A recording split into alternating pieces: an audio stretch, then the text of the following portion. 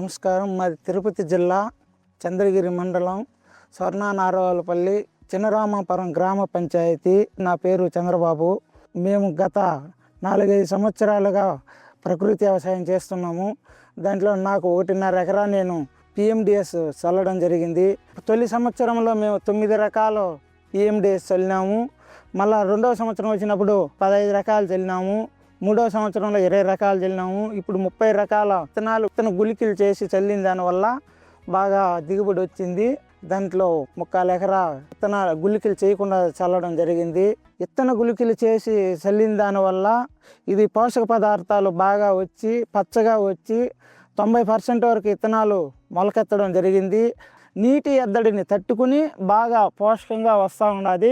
అదే విత్తన గుళికలు చేయకుండా చల్లింది ఒక 60% నుంచి 70% వరకు పెరిగినాయి. అది ఎర్రగా ఉన్నది, పెరగలేదు. దాంట్లో పోషకాలు తక్కువగా ఉన్నాయి. నీటి ఎద్దడిని తట్టుకుంటున్నదే కానీ ఎక్కువ పోషకాలు లేవు, పెరగడం లేదు. పిఎండిఎస్ ఆవులకు పశువులకు వేయడం వల్ల ఎలాంటి వ్యాధి బాధలు పడకుండా ఆరోగ్యంగా ఉంటాయి. గ్రోత్ బాగుండి బాగా ఎదకు వస్తాయి. పిఎండిఎస్లో ఈ పోషకాలు అన్నీ ఉండేదాని వల్లనే ఈ ఆవు గర ఆరోగ్యంగా బాగా ఉండాది. పాల ఉత్పత్తి పెరుగుతూ ఉంది. పాలలో వెన్న శాతము, ఎస్ఎన్ఎఫ్, పాలు 2 లీటర్లు అదనంగా 1.5 నుంచి 2 లీటర్ల వరకు ఇవ్వటము ఆర్థికంగా కూడా బాగా లభ్యం అవుతూ ఉండదు. కాబట్టి చాలా ఉపయోగాలు ఉన్నాయి. 4 సంవత్సరాలుగా పిఎండిఎస్ చేయడం వల్ల భూమి కూడా చాలా సారవంతం ఎక్కి మట్టి ఎక్కడ తీసుకున్నా చాలా మృదువుగా చాలా మెత్తదనంతో వర్షం లేకపోయినా కానీ భూమిలో చెమ్మ అనేది బాగా తెలుస్తుంది. పిఎండిఎస్ అయిపోయిన తర్వాత నేను ప్రధాన పంటగా మళ్ళా వేరుశెనగ చేస్తాను.